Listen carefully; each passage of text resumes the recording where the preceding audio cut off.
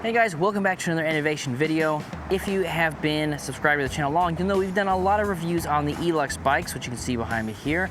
And this is not going to be an in-depth review of these bikes. I'll have links to those down below, but this is actually going to be more of a buyer's guide, something that is like, hey, if you are, this person or this person, maybe this is the type of bike that you might be looking at. So if you like ELUX, you kind of like what they're about, and you're like, I just don't know which bike's going to be perfect for me, this is the video for you. We're going to walk through all that, and we're going to do it right now.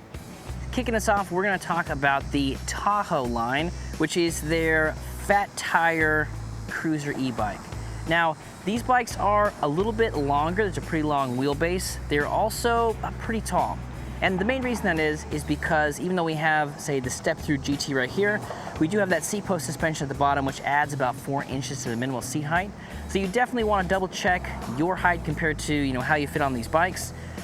The caveat there is if you're kind of on the edge and you're like, I don't need the seat post suspension, you can always swap this out for traditional seat posts and you can drop that down about 3.5 inches or so. So that would be an option for you.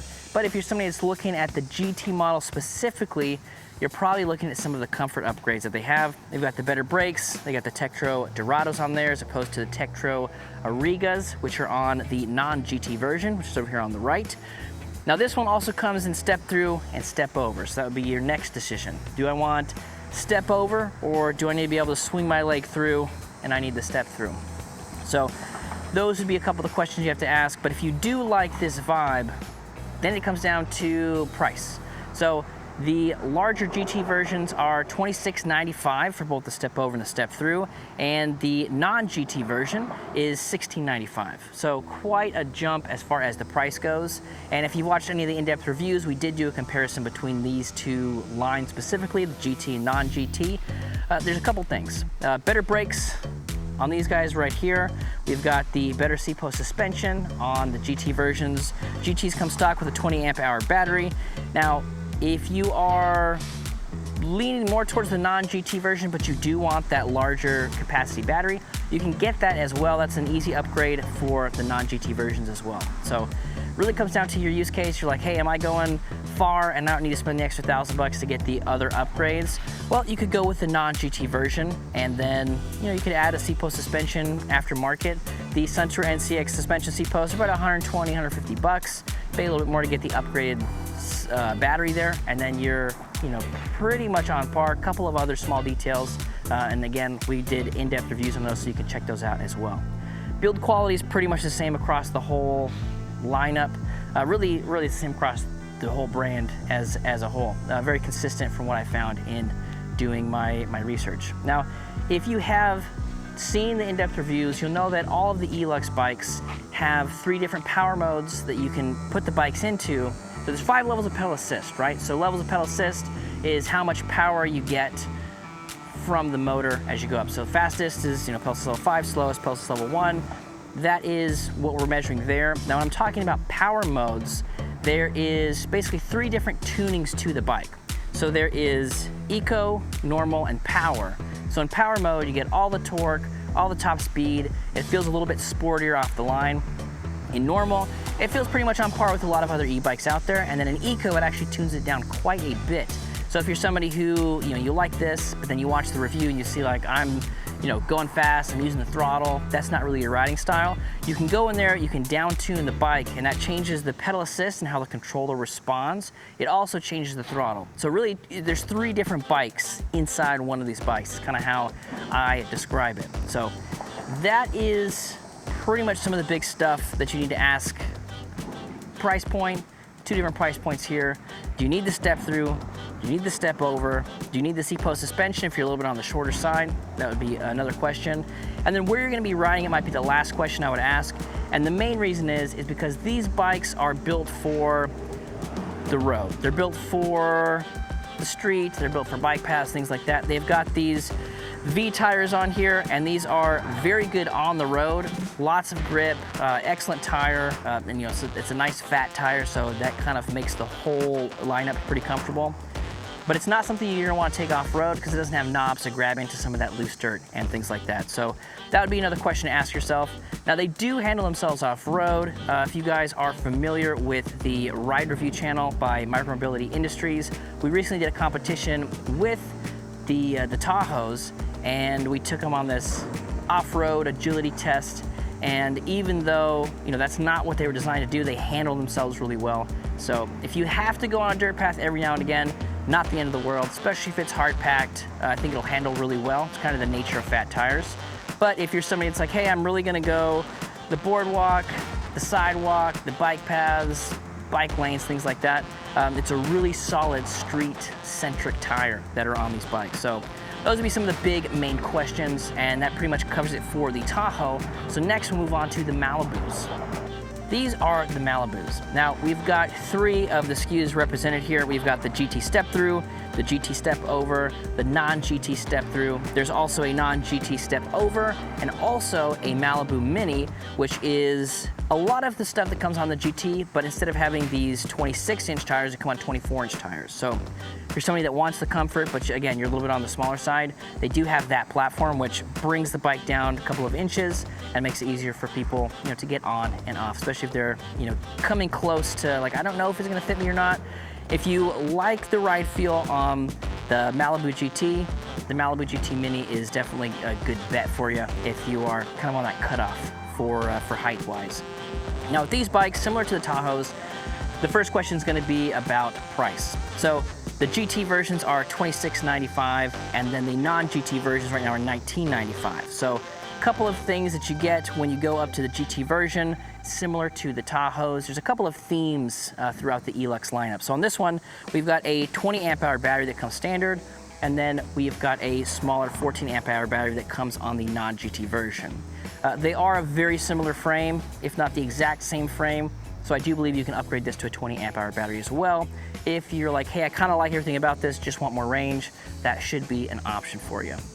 So on these ones, the next question would be, where are you gonna ride it? So similar to the Tahoes, again, we have a very street-centric tire. So it's built for the road, lots of grip on concrete and flat surfaces. So if you are doing bike paths, lakes, trails, things like that, where you're gonna be on concrete, similar to this sort of stuff here. Lots of grip, lots of control, which is good for stopping, which is good for controlling the bike around turns. Definitely built for that. So if you are gonna be doing some off-roading, there is gonna be that option there for you, but if you get into some stuff that's a little bit loamy or some loose dirt, things like that, you don't have the knobs for an off-road or all-terrain tire that would help you keep control in that situation. So that would be my next question. After that, we'd look at the step over versus step through. So like I said, there's also a step over version of the non-GT, and this is the GT version, step over, and then the step through. So if you're somebody who's like, hey, I want to be able to do this, and just kind of lift your leg over, instead of having to do sort of the traditional bike mount, then the step through would be the way to go there. And so that's also for people who have lower back problems, knee problems, you just can't lift your leg up very far. Having a step through is really nice. Now, something that we didn't really touch on with the Tahoes that is, in my opinion, a little bit more apparent on the Malibus is that pedal forward design, which is the same across the whole lineup, right? GTs, non-GTs. And for people who have, again, kind of like lower back, hip, knee problems, when you get on a bike and sort of hiking your leg up too high, like it hurts, so you can't do that, you don't have that functionality. The nice thing about having that pedal forward design is instead of your feet being underneath you and needing to do this, they're actually out a little bit further, so your range of motion that you have to do in order to get a pedal stroke is actually reduced by quite a bit. So we've had people in the shop, which we're at Power on e-bikes right now, in case you didn't know. They come in and they ride some bikes and like, I just can't pedal. Especially if they're a little bit shorter and they need to have that seat down a little bit. Once you're crunching that seat down, the pedals, you have to lift your knees a little bit higher in that scenario. And they'll ride a couple of their bikes, then they hop on the ELUXs that have that pedal forward design, and it doesn't cause them the same pain that it did on the other bike, right? And that goes for most bikes. There's not a whole lot of bikes that have the, pretty dramatic pedal forward design, but for those bikes that do, it does make it a lot more comfortable for people. So that would be another reason why the ELUX lineup is good, is they're built for comfort. And it goes from the seat post suspension, the big gel saddle, but also the whole geometry of the bike is built to be a little bit more comfortable, especially for those people that have knee problems or limitations of their hip, lower back, things like that. So that would be another question to ask. After that, it really comes down to price, right? We talked about price earlier, and I think that's probably the biggest push towards the GT versions is they do cost a little bit more, but for what you get for them, especially on the Malibu lineup, I think the GT makes a lot of sense. 20 amp hour battery, so you got a lot of range there. Tetra Driver brakes, 4 pistons and 2 piston on the non-GT version. So there's lots of things to enjoy about the GT version, especially on the Malibu lineup. Now, the motors are also more powerful. So if you're somebody that likes power, or say you're a little bit larger and there's a little bit more to move around, having a more powerful motor 9 times out of 10 is gonna be better for you. But like I said, if you are in that situation where you sort of need that power, it's here. However, similar to the Tahoes, we talked about that and we do that in in-depth reviews, you do have those 3 distinct power modes, which basically is 3 different bikes in one. So you've got Eco mode, which is down-tuned quite a bit. Everything's just super slow, super easy takeoff. Then you have normal, which is pretty comparable to maybe some of the e-bikes you've ridden on. And then there's power mode, which despite what the bikes look like, it's pretty powerful. Like there's some get up and go there, there's lots of torque. And again, we kind of cover more of that in the in-depth reviews. We do some ride tests and stuff where you can see that. So if you're interested, I'll have links to all of the in-depth reviews down below. But that's just something to note, right? So I like riding fast. My everyday ride is a Zeus UU1100, BMX style, long banana seat, 1000-watt motor, and that's just me. Fits my use case. I throw my son on the front, we go down to the park, and it's a good time. So that's not everybody's vibe. People don't want to go, be able to go 30 miles per hour when they're by themselves, right? Not with their son. But for these bikes, you can get to those class 3 speeds. However, if you really want to down tune it, it's super simple to get in there. Again, we do that in the in-depth review. So that pretty much covers it for the Malibus. The last thing to talk about is the Sierra lineup, which is ELUX's folding bike. So let's talk about those next. And last but certainly not least is the Sierra line from ELUX. These are their folding bikes. So the other ones, they don't fold, they're big, they're long. These ones, they are a little bit more of the traditional folding platform, though they are still a little bit larger. So they do fit people that are a little bit bigger. This one right here is the GT version. This is the non-GT version. So some of the quick comparisons, Tektro Riga brakes on here, and then on this one we've got mechanical Tektro brakes. So big difference as far as that goes. Motor on this one's 750. Motor on this one's 500, so those are some differences. Both Bafang systems, 10.5, let me talk again, it's hot out here. 10.5 amp hour batteries on both these two come stock. And now what you can see here in the rear rack is actually the extended battery system, which brings this one to 25 total amp hours. You can get that for either bike. So this is just an add-on that works on either one of them. So if 10.5 amp is not what you're looking for, you can take it up to 25 amp hours with the addition of this guy right here, which is a different rear rack than what's on there. So that's an option to add to either one. They both fold up fairly well. The folding mechanism on the GT, a little bit better, a little bit more robust in my opinion.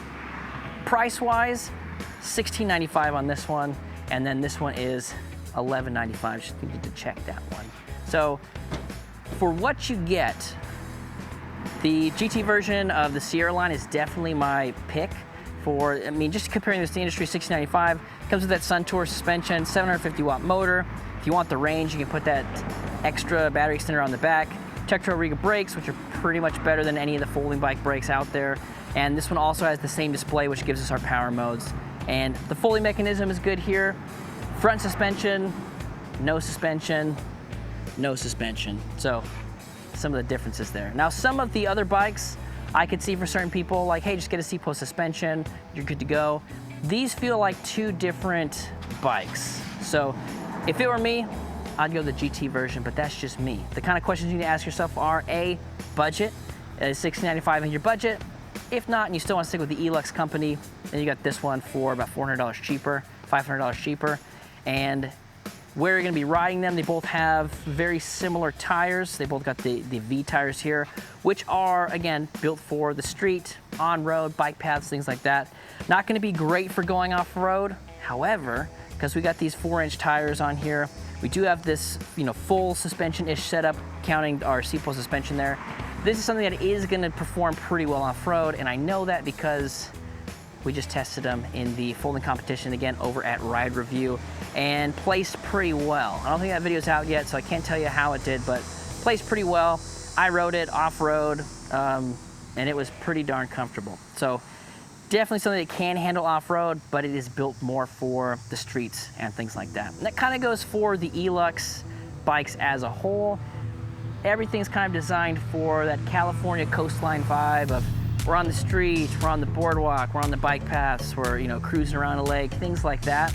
And so that's how they designed their bikes. So it makes a lot of sense. If you're somebody who needs to do a lot of off-roading and you still like this frame and you kind of want to go that direction, you would then have the option to obviously throw on some more off-road ready tires on there. That's something that your local bike shop should be able to help you out with.